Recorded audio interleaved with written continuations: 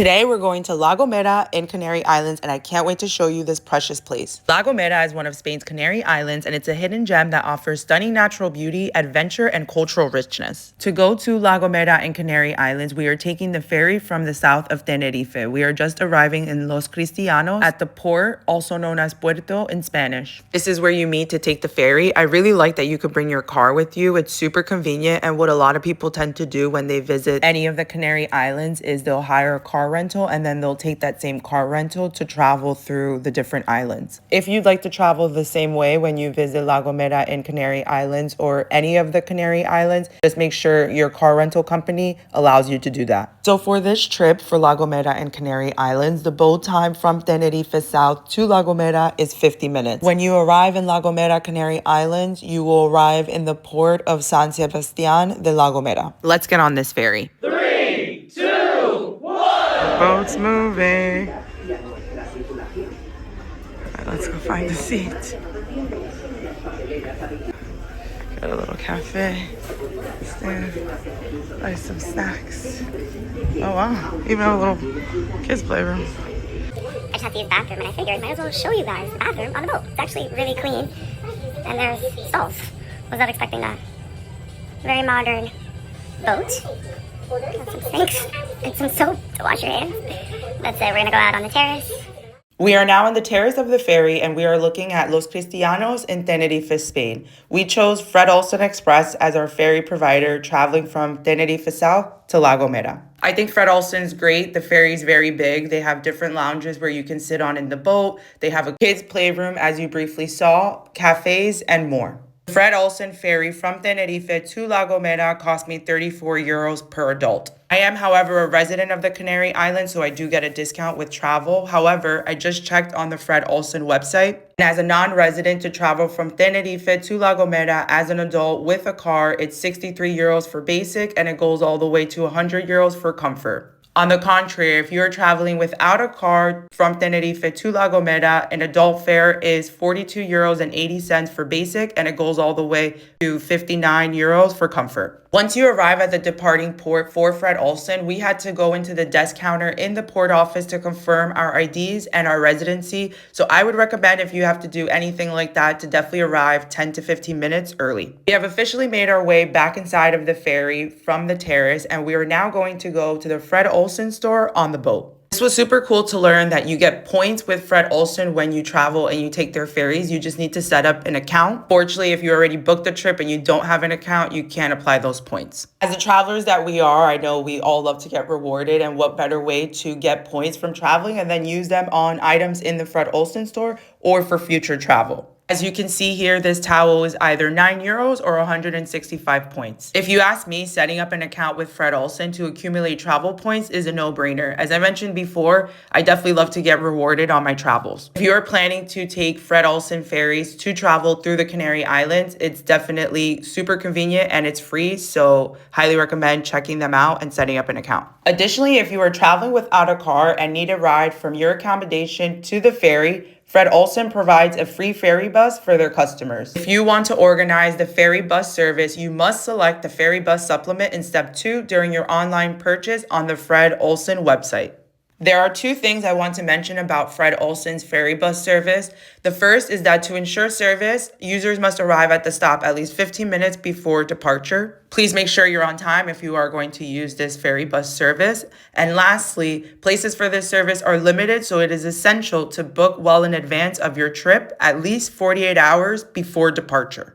I got hungry when I was on the Fred Olsen ferry, so I picked up a polita de pollo sandwich from the cafe with a water bottle. Polita de pollo is a very typical Canarian breakfast sandwich, and you'll find it all over the Canarian Islands in cafes and cafeterias. Polita de pollo is like a chicken salad sandwich on a baguette with lettuce and tomato. It's really delicious, and I usually get that for breakfast when I go out to eat, and I highly recommend checking it out. We are now a few minutes away from arriving at La Gomera, specifically San Sebastián de La Gomera port, and we will be going to Casa Isa, which is the Airbnb we rented, which is located in Valle Gran Rey, which is about an hour hour and 15 minutes from the port to this village that we're going to be staying in. When visiting La Gomera in the Canary Islands, I would highly recommend to map out the places you're going to be visiting to look up the distances to and from. The reason being is that the island is tiny, but it's not tiny enough to drive to different points of the island within a few minutes. So whether you're going to be cycling or driving, I would recommend to map it out to get an idea before you go. And with that being said, we have officially arrived in San Sebastián de La Gomera, the puerto, which means the port, and we are going to drive from here to Valle Grande, which is where we will be staying. Since the drive is over an hour, we are getting gas in the city center, which will be stopping in San Sebastián de La Gomera.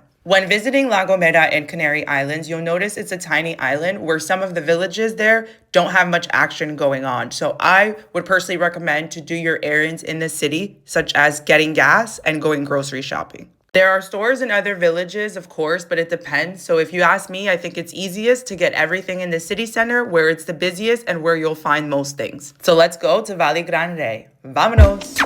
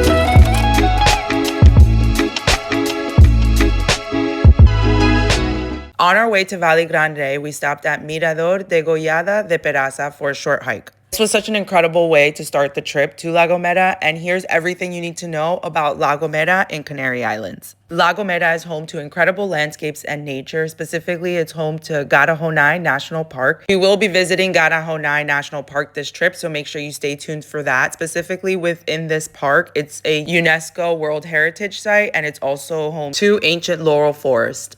La Gomera also has dramatic cliffs, deep ravines, and breathtaking viewpoints, also known as miradores, such as Mirador de Abrante, which is the one with glass floor, or the one that I just mentioned, which is Mirador de Goyada de Peraza. You also have a lot of black sand beaches and hidden coves such as Playa de Valle Grande. La Gomera is oftenly referenced as a hiking paradise as there's over 600 kilometers of marked trails through forests, volcanic landscapes, and coastal paths on the island. We are actually now going to cross the street to see the other side of the Mirador de Goyada de Peraza. As you can tell, when you cross this street to see this part of the Mirador, you're technically on the street, so just be careful when you're crossing over. Some of the most popular hikes in La Gomera include El Cedro Forest, Roque de Agando, and Alto de Garajonay, which is the highest point of La Gomera. We're going to be hiking the Alto de Garajonay, so make sure you stay tuned for that. Next thing you should know about visiting La Gomera is it's basically like a relaxing escape from mass tourism. Unlike Tenerife or Gran Canaria, La Gomera is much calmer and has fewer crowds. La Gomera and Canary Islands definitely attracts a specific kind of tourist. It's ideal for nature lovers and those seeking tranquility.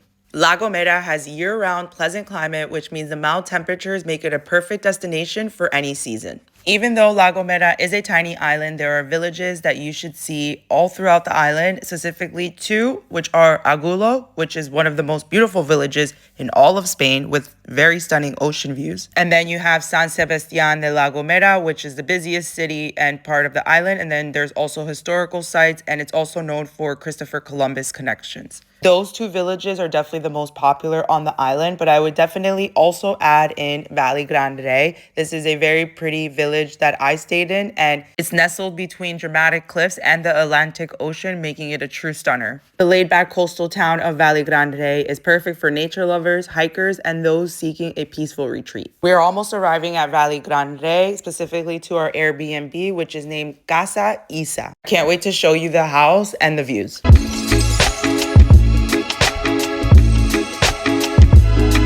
We have arrived.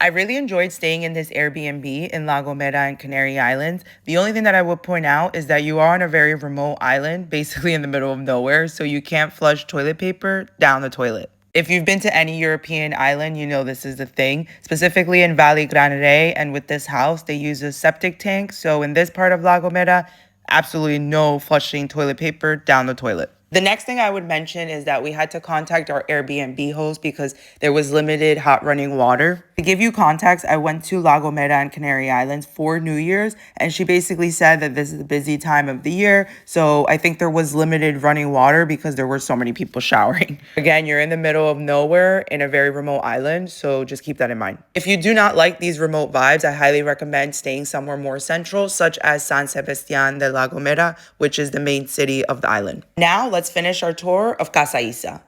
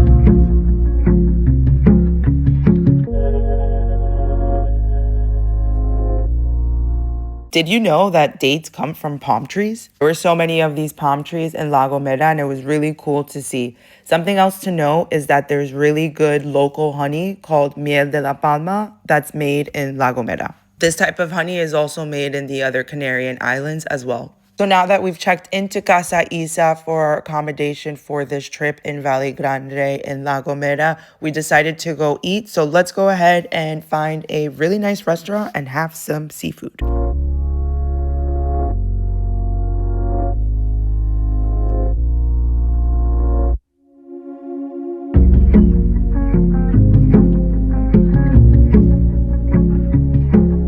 All right, so we have officially made it to our first restaurant on where to eat in La Gomera, and the name of this place is El Restaurante Paraíso del Mar. This restaurant is located in Valle Grande in La Gomera. This place was also right next to the beach, so it was cool that they had outdoor seating. It was a little chilly though, so we decided to eat inside. And here's exactly what I ordered at Restaurante Paraíso del Mar. It's only proper to get a Spanish mariscada when you're by the sea. A Spanish mariscada basically means a Spanish seafood platter in English. This mariscada came with seafood, potatoes, and salad. For dessert, I then got leche asada con miel de la palma, which is the local sourced honey that I was just referring to. Leche asada con miel translates to baked milk pudding with honey in English. The total bill for 2 people dining in at Restaurante Paraíso del Mar was 56 euros. I did forget to mention that we got 2 drinks. And after we had dinner, we wanted to explore this part of La Gomera, Valley Grande. This is the black sand beach.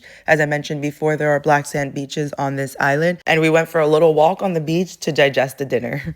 And after dinner and after the beach walk, we went back to our Airbnb in Valley Grande in La Gomera. Something to know about visiting La Gomera and the Canary Islands is that it's absolutely incredible for stargazing. So if you love stars, definitely think about planning a trip in La Gomera because it's so spectacular. And that's all I have for you today, but don't go anywhere far because I'm going to be back with a part 2 of La Gomera and Canary Islands where we are going to be hiking Alto de Garajonay, as I mentioned before, so make sure you stay tuned for that. That video will be published the day after I publish this one. Thank you so much for watching. Be sure to like, share, and subscribe for more, and I'll leave you with the stars of La Gomera.